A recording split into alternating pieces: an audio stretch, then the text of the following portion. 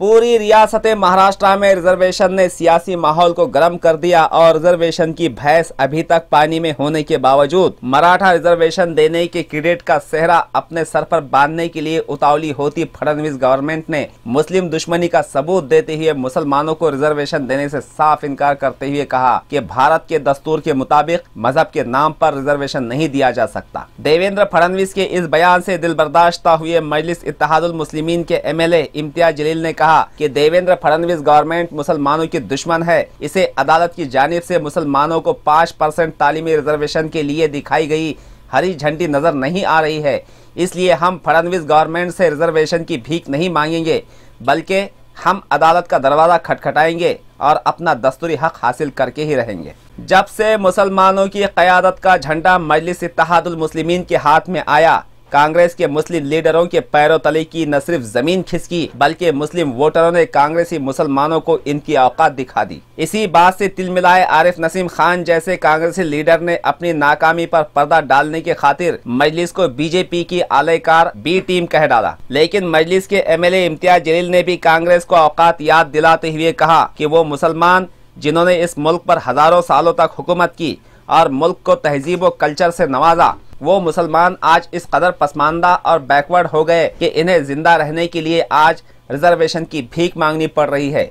लेकिन मुसलमानों की इस पसमानदगी की जिम्मेदार भी वही कांग्रेस हुकूमत ही है जो पिछले 60 सालों तक मुसलमानों के टुकड़ों पर पली है। और आज मुसलमान तालीम के एक एक हर्फ और रोटी के एक एक टुकड़े के लिए बेयारो मददगार दर दर की ठोकरें खा रहे हैं। इस मुल्क में मुसलमानों को जीने का पूरा दस्तूरी हक हासिल है, लेकिन मुल्क की बीजेपी हुकूमत मुसलमानों के ताल्लुक से शक व शुबहात का माहौल बनाने का कोई मौका हाथ से जाने नहीं देती। अजीब व गरीब खबर मिली है कि राजस्थान में पाकिस्तान बॉर्डर पर वाक़ई जैसलमेर जिले में मुसलमानों की तादाद या पॉपुलेशन 8% का इजाफा हो चुका है। बॉर्डर सिक्योरिटी फोर्स के चीफ रजनीकांत मिश्रा ने इस बात की इत्तला देते हुए कहा कि मुसलमानों की तादाद में इस तरह का इजाफा होना भारत मुल्क की सलामती और सिक्योरिटी के लिए खतरा बन गई है। हुकूमत की जानिब से ऐलान किया जा रहा है कि रुबेला के दिए जाने वाले डोज से घबराने की जरूरत नहीं है, लेकिन खबर मिली है कि वर्धा जिले में इस डोज की वजह से 8 बच्चों को पॉइजन इन्फेक्शन हुआ है और पूरी रियासत में खलबली मची है। गर्ज के इस मुहिम के पहले ही रोज एडमिनिस्ट्रेशन की तैयारियों पर सवालिया निशान लग गया है। मशहूर और मारूफ जर्नलिस्ट गौरी लंकेश के कत्ल के मामले की तहकीकात करने वाली खुसूसी एजेंसी SIT ने इस कत्ल पर नया खुलासा किया है। बताया जा रहा है कि गौरी लंकेश के कत्ल के मुलजिमीन सनातन संस्था के फाउंडर जयंत अठौली की छात्र धर्म किताब के फॉलोअर्स है। इसी किताब में दुष्ट लोगों का कत्ल न करना गुनाह अजीम बताया गया है। इसी बुनियाद पर इस कत्ल को देखा जा रहा है। नागपुर शहर न सिर्फ बीजेपी लीडर और महाराष्ट्र के होनहार चीफ मिनिस्टर देवेंद्र फडणवीस का शहर है, बल्कि RSS का हेडक्वार्टर भी है। लेकिन यहाँ पर एक ऐसा जुर्म सरजद हुआ कि जमीन कांप गई। खबर मिली है कि चंद्रशेखर बिन नाम के एक शख्स ने एक औरत और इसकी बेटी का कत्ल किया और फिर इन दोनों की लाशों से रेप किया। ये वाकया नागपुर के वर्धाम इलाके में पेश आया। पुलिस की तहकीकात में ये बड़ा खुलासा हुआ है। धनगर समाज के लोगों की भी तायद हासिल करने के जरिए अपोजिशन की हवा निकालने के खातिर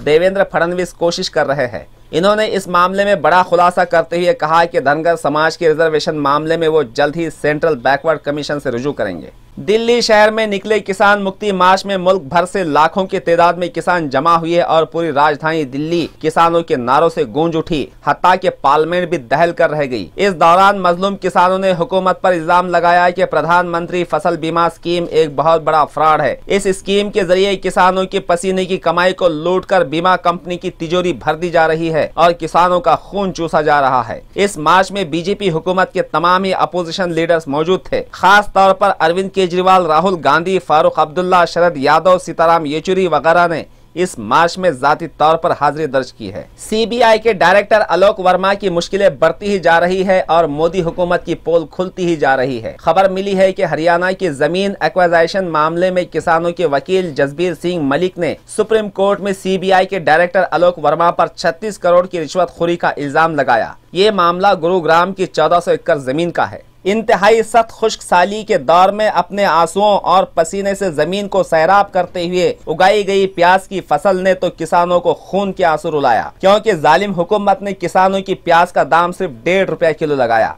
जबकि बाजार में प्याज के दाम 10 ता 15 रुपया किलो है। दरमियान की 8.5 ता 13.5 रुपयों की रकम सेठों और साहूकारों की तिजोरियों में पहुंचाई जा रही है। इस बात से मायूस निफार तालुके के किसान संजय साठे ने एहतजाजन पीएम मोदी को प्याज की हासिलशुदा रकम 1054 रुपये की मनी ऑर्डर की ताकि हुकूमत को गैरत आ जाए। सरकारी सर्विसेज और तालीम के लिए मराठा समाज को 16% रिजर्वेशन देने के लिए कानून बनाने का बिल असेंबली में देवेंद्र फडणवीस हुकूमत ने मंजूर तो करवा लिया और आइंदा इलेक्शन में मराठा वोट बैंक हासिल करने का सामान तो तैयार कर दिया, लेकिन अभी तक का वो ओबीसी क्लास जो बीजेपी के साथ रहा और जिस ओबीसी के दम पर बीजेपी हुकूमत का ताज पहनती रही, वो क्लास शदीद नाराज हो गया। इस ओबीसी की जानिब से मराठा रिजर्वेशन को चैलेंज करने की जबरदस्त कानूनी तैयारियां अब मुकम्मल हो चुकी है। हत्ता कि कल पीर के रोज इसे हाईकोर्ट में चैलेंज भी किया जा रहा है।